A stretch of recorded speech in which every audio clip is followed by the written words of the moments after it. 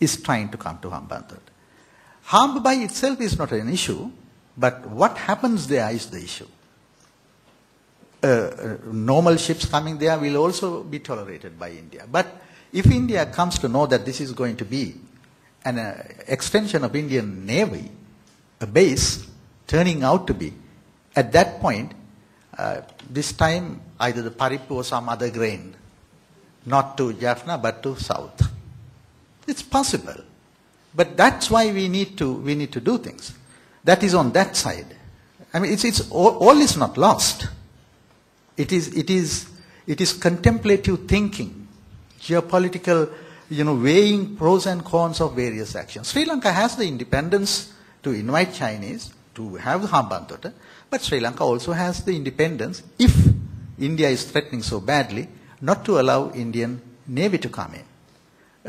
Friendly protocol, friendly things might be okay, but if it all depends. It all depends not what Sri Lanka does, what China does. That's why Sri Lanka need to engage, think about the Chinese strategy.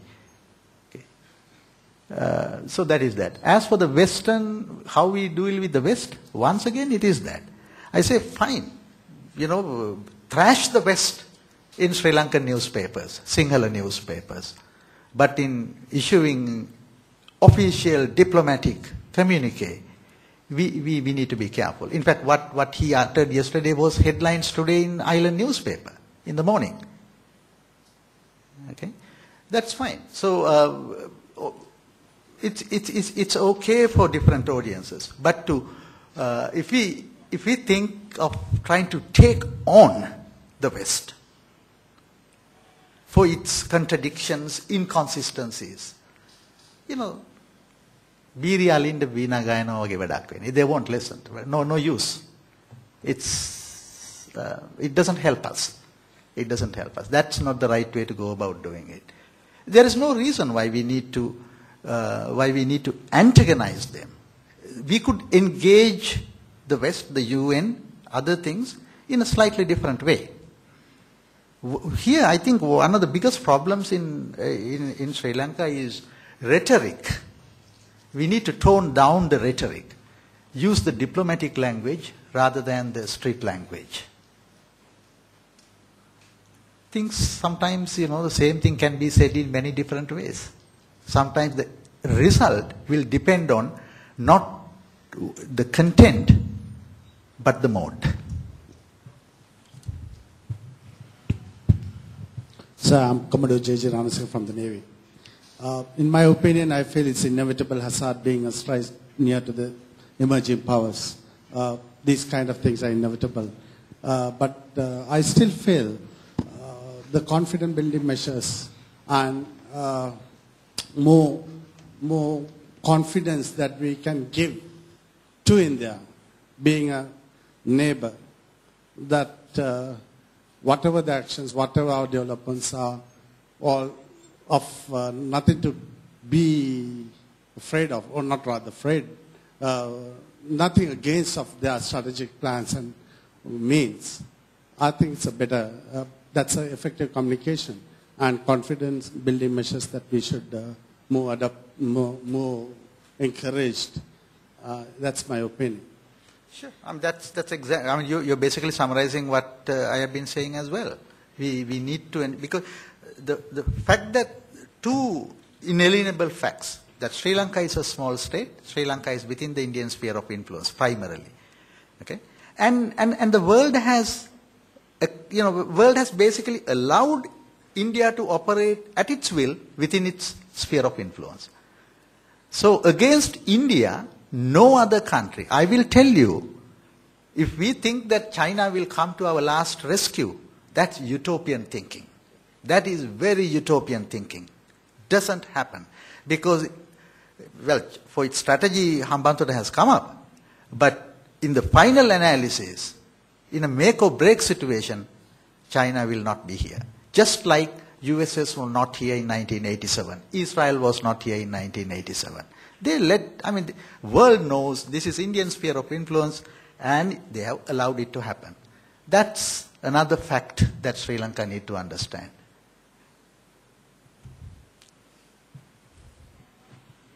let me invite Dr. Rajendran, who is from Day02 to ask a question. He's a PhD from Cambridge. I'm not questioning. Actually, I'm just going to give you a comment. I really enjoyed the talk, and now what I want to, my comment is that we Tamils, we are now in this situation only because we did not really realize that we are in the Sinhalese influence. You know, if we had realized that geopolitical situation, we could have handled our political ideas in a different way. You know, that's something which we didn't understand, or rather we understood and still played wrongly. That's my comment. Thank you. Good to see the consensus building on that. That's true. Yes. Let me now invite Dr. Susantha Gunathilaka to pose his question or comment.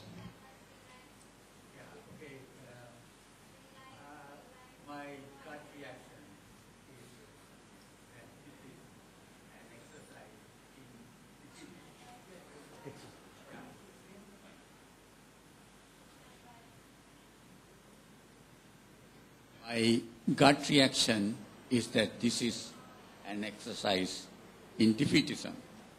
If you survey history and the world, there are small countries that have pursued individual agendas. Say Israel would be one. Portuguese, it does not, it's in a tremendous trouble at the moment. Singapore, South Korea. And one does not have to think of military alliances or military systems. Today, civilizational factors as well as soft power factors are important. We could become, hypothetically, for example, a knowledge hub, which means IT and so on, or a biotechnology hub. And the issue that you have raised is that we must have a geopolitical strategy. It is true that we have not had a geopolitical strategy.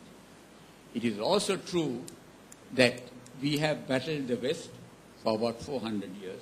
I'm speaking like a person who loves, say,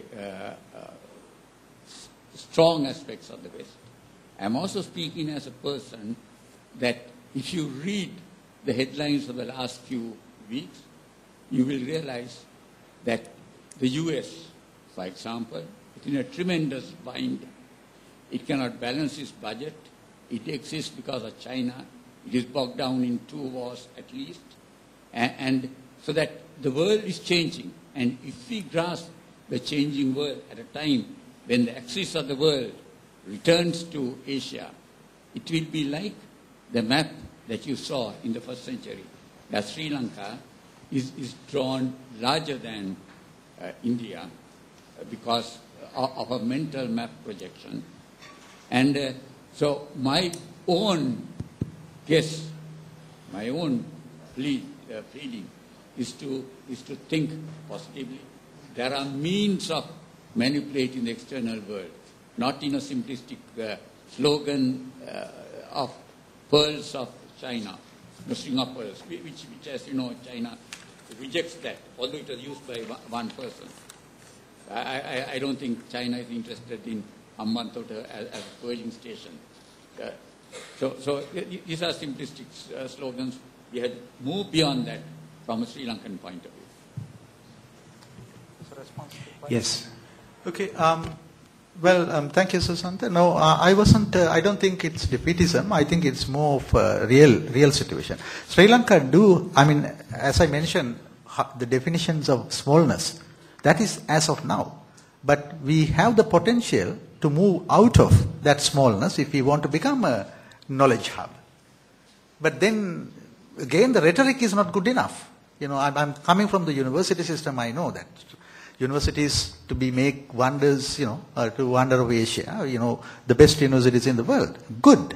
But then we have to work at it. Up to now, it has not happened here in this country.